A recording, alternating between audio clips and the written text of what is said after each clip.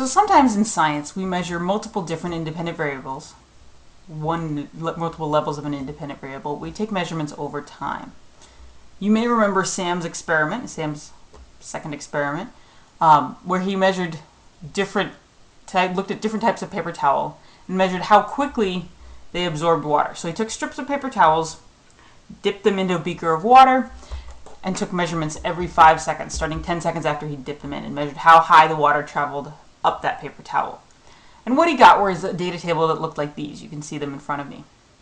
So he has time in his first column, the height the water rose in millimeters, 3 trials, and then he has space for an average. Right? And he has a different data table for each brand. And this is what you would have in your lab notebook.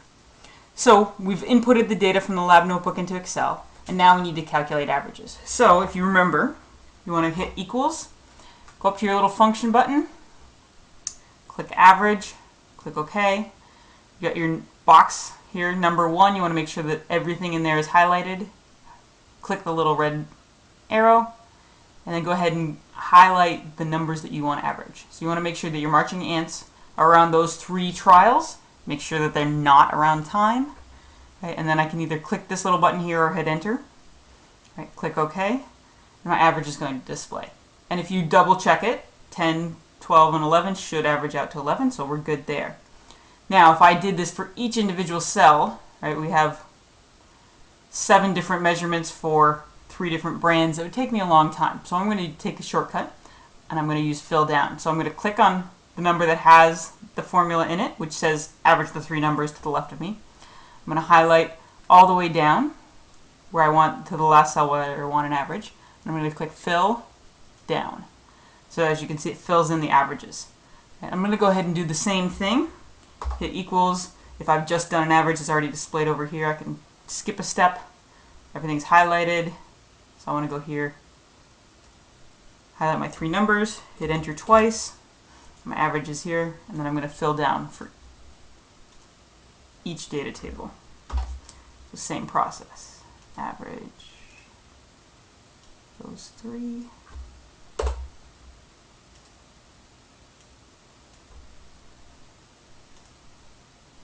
Alright, so now I have my averages.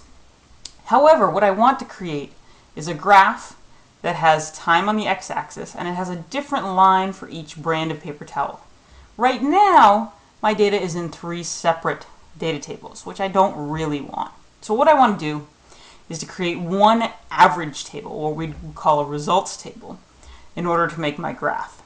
So what I'm going to do, I'm going to over here just type results table. So that way I know that's the one I need. So the x-axis of my graph, I'm going to want to show time. So I'm going to write in time, seconds. And I'll go ahead and put my values, 10, 15, 20, 25, 30, 35, 40. Okay. I'm going to double click here just to make my thing a little bigger. Now what I want is I want to show the average for brand A, the averages for brand B, and the averages for brand C. So I'm going to make each brand its own column. So I'm going to type in average brand A, average brand B, brand C. Actually, I don't think I need my averages because I'm going to say on my x-axis, my y-axis, that it's an average. So we're just going to put in brand A, brand B, brand C.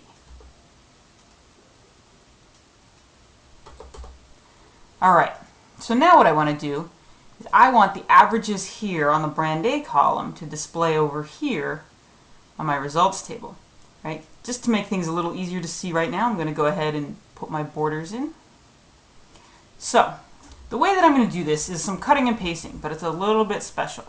So what I want to do is go ahead and copy the same way I normally would. I'm going to highlight my values, and I'm going to hit copy.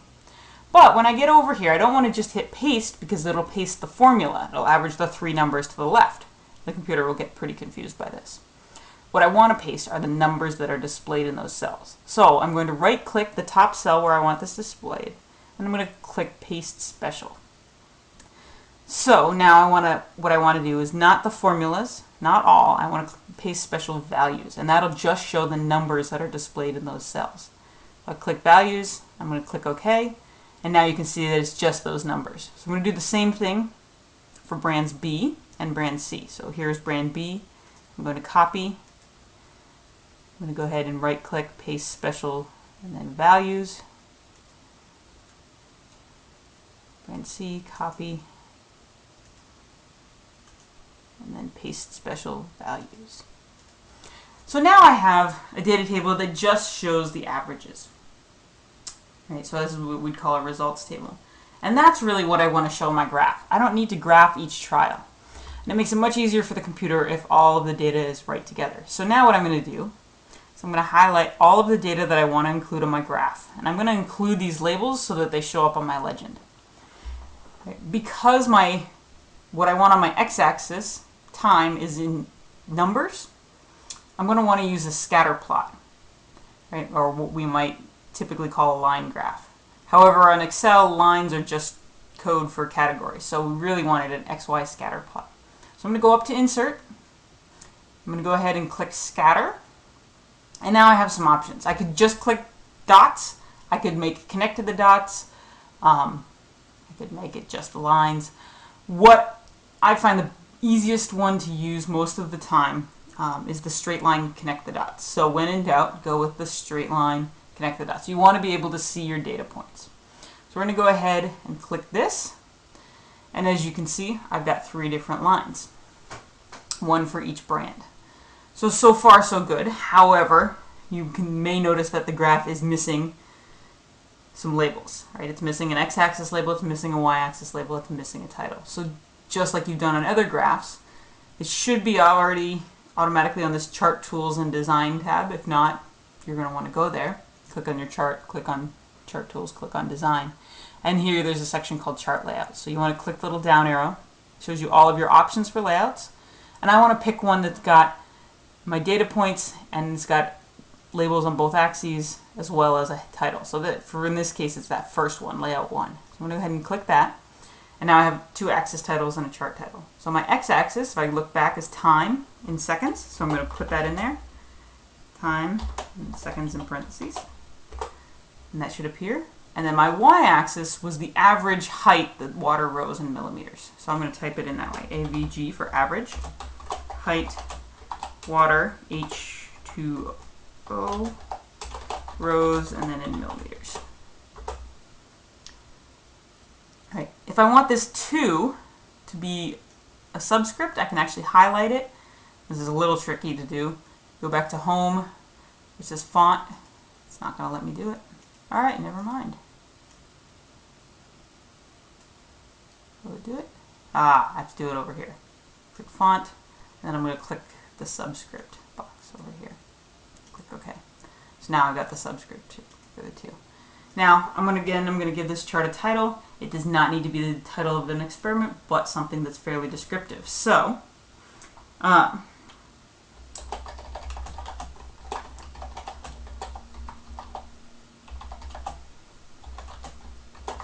going to call it Speed of Water Absorbed by Different Brands of Paper Towels. But you may be able to get away with a shorter title. You might want something long. This one works for me. It doesn't have to be exact. All right, so now here I have my graph. Right? If I were to put a table into my lab report, in most cases I would actually just want to show the averages. I don't need to show every individual trial. So unless your teacher otherwise tells you, go ahead and just include this results table in your lab report and your graph. Right? So you can just click it, you can copy, you can paste it into Word, and so forth.